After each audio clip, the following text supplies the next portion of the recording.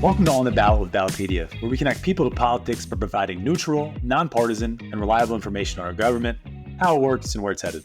I'm Frank Festa, and thanks for being with us. The end of last week saw a ton of new polling updates from many of the major polling outlets, trying to capture the constantly evolving pulse of how Americans around the country say they're planning to vote this fall. This year, like every election cycle, extra special attention is paid to those states that get designated as swing states, the closest contests that in most cases wind up deciding the eventual winner. According to most outlets, those states this year are Arizona, Georgia, Michigan, North Carolina, Nevada, Pennsylvania, and Wisconsin. Today, I'm joined by Laksha Jain, one of the partners of the polling outlet Split Ticket, to break down an aggregate of the polling landscape and to walk us through their most recent ratings of the presidential election, both big picture-wise and for the 7 swing states everyone has their eyes on. Laksha, thanks for coming on the show. It's great to meet you. Hey, thanks for having me. Yeah, so for those who haven't heard of Split Ticket, could you tell us a little bit about your outlet and what you guys do? Yeah, so we are a nonpartisan, data-driven elections website. What we try to do is we try to forecast elections in a data-driven manner and importantly, and I think more importantly than that really, explain elections in an easy-to-understand way because there's so much data out there and it's really hard to make sense of all of it or even hear of all of it. So what we try to do is we try to boil it down to an easy to understand fashion or format for people. And that is really the MO of our site. Ground everything in data and make it explainable. Yeah, I think that's really important that you guys do that as well. You know, so much of this stuff can feel inaccessible at times. So I definitely appreciated you trying to boil it down. As I mentioned in our introduction, you all just released new ratings for races around the country. Really exciting stuff. We'll spend most of our time in this episode digging into what's happening in the swing states. But big picture wise, according to your evaluation, what's the presidential election at large looking like? Yeah, so in our opinion, Kamala Harris is a mild favorite for the election right now. And that came as a little bit of a surprise to me when we saw what the model yielded after running it. But if you look at it, she's ahead in Michigan, Wisconsin, and Pennsylvania, and not just by half a point. She's actually ahead by over a point. In each of them, she's running a little bit ahead of Joe Biden's 2020 margins in each of those states in polling, and she's also keeping North Carolina close. So because of those 4 factors, and because of the fact that she's ahead in Nevada, she's really a candidate right now that could credibly claim that she has the upper hand in the race. For Donald Trump to make the case that he's favored, you would have to start arguing in favor of polling errors happening for him again. And while people may think of 2016 and 2020 and be like, well, that happened twice, it's also important to remember 2022, where broadly speaking, polls, if anything, overshot Republicans in a lot of key races. So, it's never really great to assume polling bias or whatnot. And if you just take the most unbiased, factual look at data possible, Harris is a tiny favorite today. I think I saw you, Laksha, getting into it with somebody on Twitter about that this morning, just how, in 2016, I think they had Trump at like a 28 or 21% chance to win. Was that right? Something like that? Yeah, 29%, I think 538 had. Yeah, and at that time, he was such a political unknown. Like nobody really knew what to expect. I think that was kind of a crapshoot. Different story here. I wanted to ask, how do you guys go about revising your races? This time of year, politics really does move a mile a minute. So I'm curious about how you all try to reflect voter sentiment in real time. Yeah, so I think this is why we've moved away from a qualitative way of rating races, where before we looked at all the data we could and then we ran it through our own mental processes and we were like, we think this race is favoring the Democrats. We think this is favoring Republicans. The truth is that in a presidential election, there's so much news. It's easy to be swayed by it when the average voter just doesn't hear about it or has it drowned out. Those of us that follow elections on the daily are very, very, very unusual people. We do not reflect the broader state of public opinion, and we overreact to things that most people are frankly never going to hear about. A good example of this is in North Carolina, where the GOP pulled support for their nominee after a series of controversial statements. To those people that were following him in the media, this came as no surprise. Many of them said, well, what took you so long? But to the average voter, they didn't tune in until very recently. And so in polls, Robinson was keeping it close in March, but then as they started tuning in, Josh Stein pulled away. So where that goes to in this type of election is that We know we're not reflective of public opinion, and the way we process news is different from how the public processes it. So we create a model that would have done well in past cycles, and then we let the model react to things based on the polling that we get. So the model will only move if Americans show that they're moving in response to an event. That makes sense to me. I appreciate you breaking that down for us. Let's zoom in now to the 7 swing states. And again, for our listeners, 2 things here. We're recording this on Friday, September 20th, so some of this information in a granular sense may change by the time you're listening to it earlier next week. And then, of course, we've got Split Ticket's most recent ratings linked in our show notes. You can check those out down below. Lots of interesting stuff to dig in there, so be sure to check that out.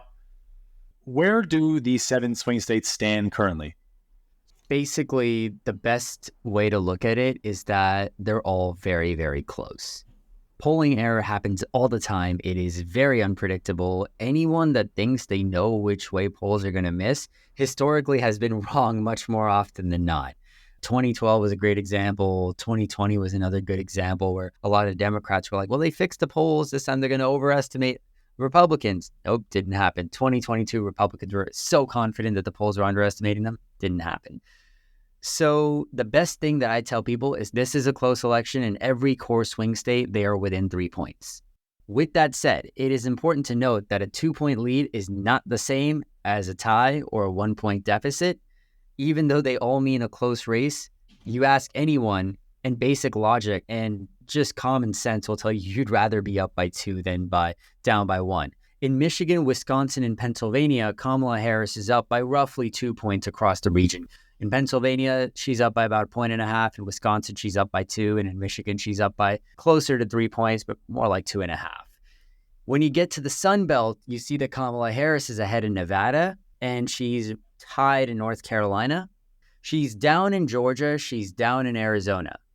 And the thing there for her is that she needs to cut that deficit in both the states by ideally clawing back some of the working class minority support that she has lost from Biden in 2020. So whether she can get those voters back to her side, again, these are traditionally Democratic voters. So in theory, she should be able to get them back. And this has happened in the past, but it hasn't happened yet in this cycle. So unless she can get them back, she would be on track to lose those 2 states right now. Of that bunch, which has moved the most since your last evaluation? So this is interesting because polls bounce around all the time. But what I'll say is that, Frank, I'm going to turn it a little bit and say that where she's made up the most ground has been in the Sun Belt. When she came into the race, she was down by double digits in some polls in Nevada, North Carolina, and in Georgia. Joe Biden had started out in potentially the worst possible position, and that entire region was essentially sliding off the map. Even his campaign conceded the battleground was shrinking. It was down to keeping Nebraska's 2nd district and winning Michigan, Wisconsin, Pennsylvania. Harris has gained so much in the Sun Belt because she's just better with minority voters than Biden 2024 is. Not as good as Biden 2020, it seems, but much better than Biden 24. So she's gained a lot in those areas. And that has really been the story of why Harris has been such a tough candidate for Donald Trump, because when the map gets that wide, before it was Biden needed to sweep all of the battlegrounds in order to win. Now, Harris has multiple paths to victory. She can win North Carolina, Michigan, Wisconsin, Nevada. She wins even if she doesn't win Pennsylvania. She wins Michigan, Wisconsin, Pennsylvania in the 2nd. She wins even if she loses the Sun Belt. That was a path that Biden never had.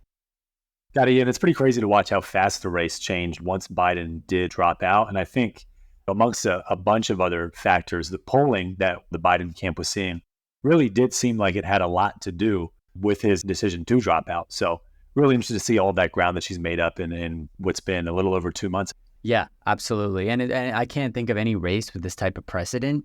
It is true that it was a lot of soft, undecided, squeamish voters, but the fact remains that they did not want to vote for Biden, and they very well may just not have shown up.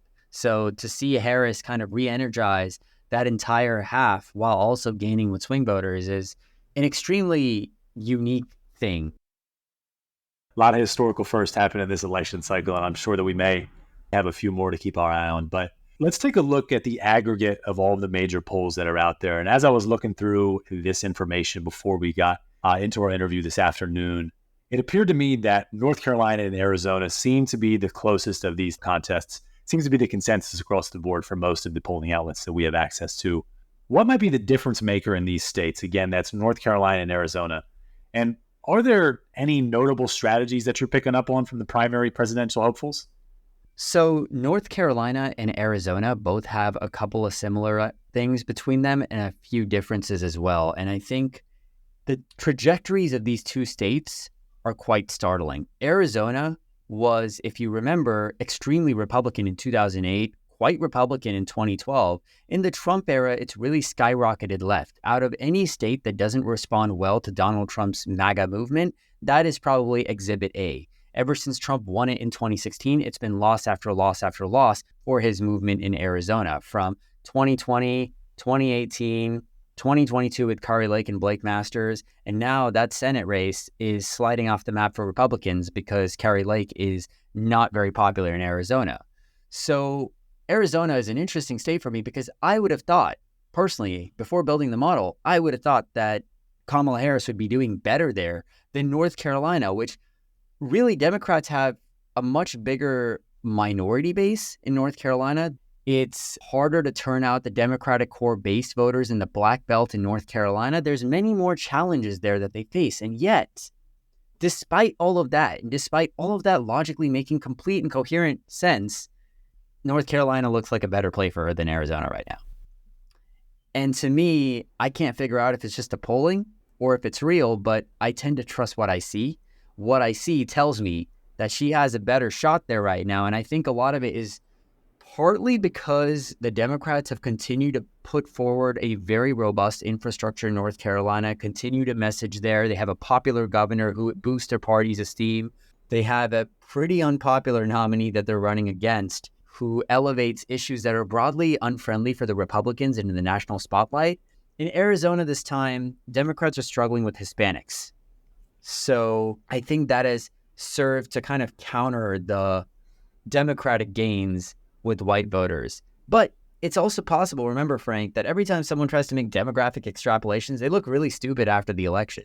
So it's really possible that we're going to be looking here on, November 6th and being like, well, what the heck? That's funny. A lot of gestures in the making over these next couple of weeks. I'm sure that plenty of these predictions are going to be spot on, but I'm sure even more of them will be wildly inaccurate. So it's going to be a lot of fun, quote unquote, to see how everything plays out over the next 6 weeks.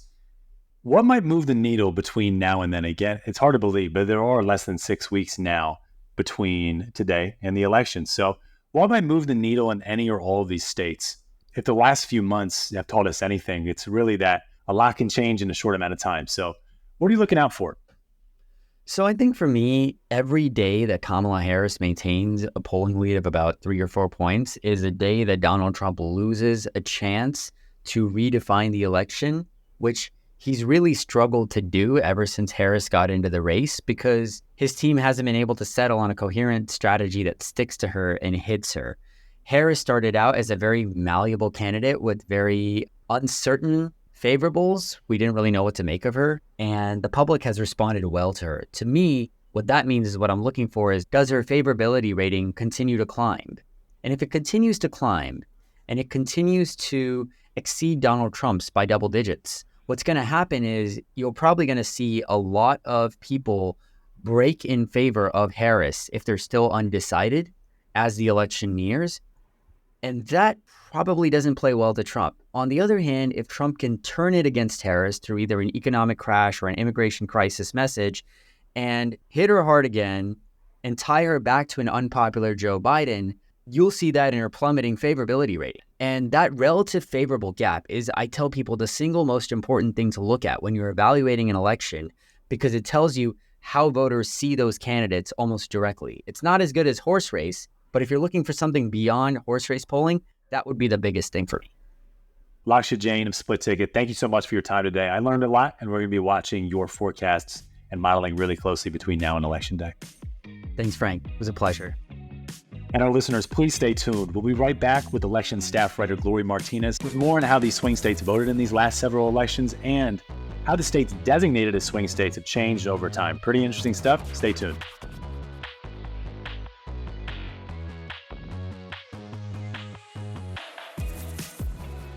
Hi, Allison here from Ballotpedia's communications team, and I've got something new and exciting that I want to tell you about today. Whether you are a seasoned voter like me, I've been voting for more than 40 years, or if you're voting for the first time this November, our new election voter toolkit is here to help with everything you need to get prepared for voting. We want you to feel great about casting your ballot, and what we mean by great is that you're able to vote with confidence. Within our toolkit, you'll find personalized voting information, our sample ballot, election calendars, state-specific information sheets, ballot measure information, and ballot measures can be really quite complicated, and so we also provide content about ballot measures to help you understand a little bit more about what they mean in layperson's terms, which is super helpful, and our help desk to help answer any questions you may have about the voting process. So we've got it all, and I think you're going to love it. Your vote matters, and we're here for it, and we've got you covered.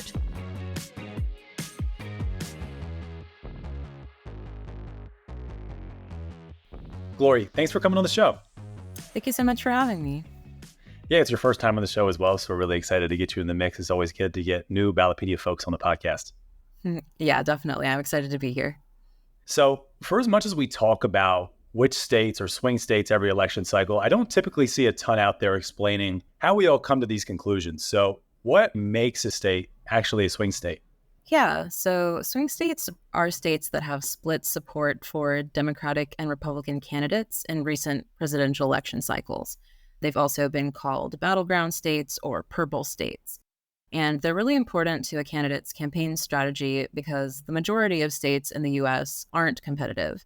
They'll vote for the same presidential party election after election. But swing states are different. They're much more of a toss-up.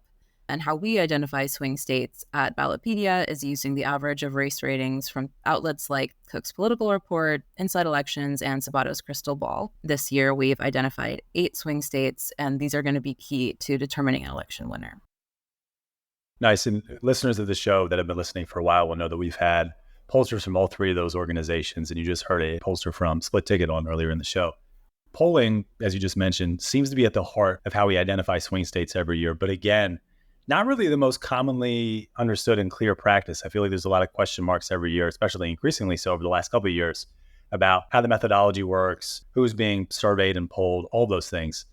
We just heard a bunch again of polling information from Lakshya from Split Ticket a few moments ago. But Glory, how does polling actually work? Like, what does the process look like generally speaking? I know there's a lot of different variations, but in general terms. Political polls give insight into popular opinion by surveying a representative sample of people from a larger population. And what this is useful for is helping inform policy decisions and helping candidates decide how to focus their campaign strategies.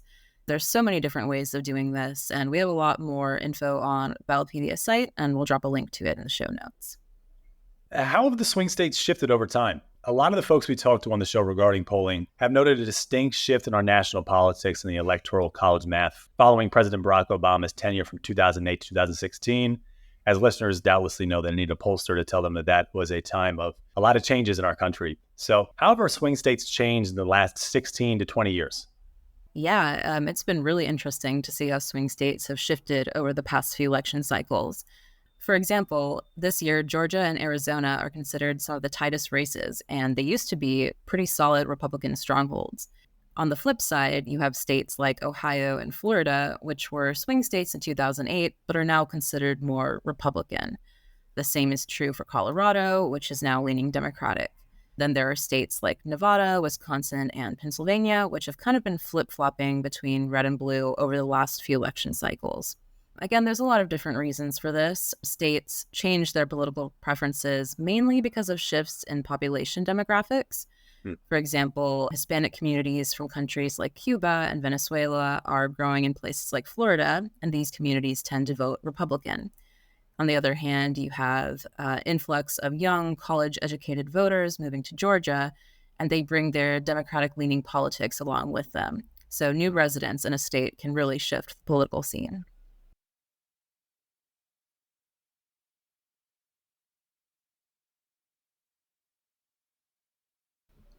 All right, 3, 2, 1. Ballotpedia identifies swing states by using the average of race ratings from outlets like Cook's Political Report, Inside Elections, and Sabato's Crystal Ball. This year, we've identified 7, and these states are going to be key to determining an election winner. Thinking of the current swing states in this year's election, how did they vote in the 2020 election? Can you give us a little bit of a rundown?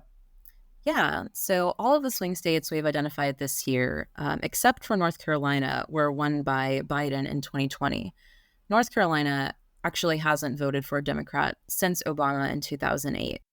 A lot of these states also voted for Trump in 2016, but not again in 2020. And that's an interesting thing to note. That includes Wisconsin, Pennsylvania, Michigan, Arizona, and Georgia. Arizona and Georgia both voted Republican for the last 3 election cycles. And Biden's victory there was pretty close. He defeated Trump by less than 1% of the popular vote. Then we have Florida, which voted for Obama in 2008 and 2012. He won there by a pretty slim margin, and Trump kind of carried the state after 2016. Those 7 swing states that I think most people universally agree on are Arizona, Georgia, Michigan, North Carolina, Nevada, Pennsylvania, and Wisconsin, just to put a bow on that for us before we move on. Glory, on our main 2024 presidential pages, we've got a lot of interesting and thorough data about how the prediction markets and forecasting are thinking about the election, big picture wise, all sorts of other things. In terms of the national picture, Glory, what's sticking out to you there? Yeah, so on site, we have information on prediction markets, which is just a place where people can buy and sell shares based on what they think will happen in the future. It's like betting on different outcomes, in this case, betting on whether a specific candidate will win in the presidential elections. And the price of these shares reflect what people believe about the chances of those events happening. So if a lot of people think that something is likely, the price for that outcome goes up, reflecting that confidence. Right now, the prediction market has 57 cents on Harris winning the presidential election and 46 cents on a Trump win. One interesting note is that confidence in Trump winning the presidency peaked in July 2024 with a value of 69 cents. But by the beginning of August, after Harris announced her candidacy, she has surpassed Trump as the popular choice to win, with 53 cents to Trump's 49.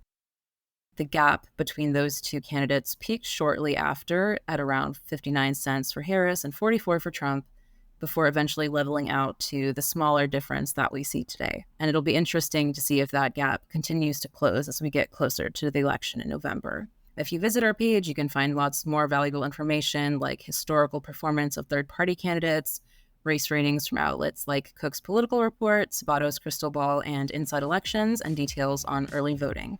And by the time you're hearing this, early voting has started in Minnesota, South Dakota, Virginia, and Vermont. Nice. These numbers are changing all the time. The polling information is always evolving. So lots to watch here. Be sure to keep an eye on all of those polling outlets and then our site as well, of course. Glory Martinez from our elections team, thank you so much for coming on the show. Of course. Thank you for having me. Yeah, and our listeners, you can learn more about our presidential election coverage at the links in our show notes. We've got a lot of information packed in there for you today, so make sure you go check that out. We'll be back later this week with another episode. Make sure you subscribe to On the Ballot wherever you listen to podcasts. I'm Frank Vesta, and thanks for listening. We'll see you later this week.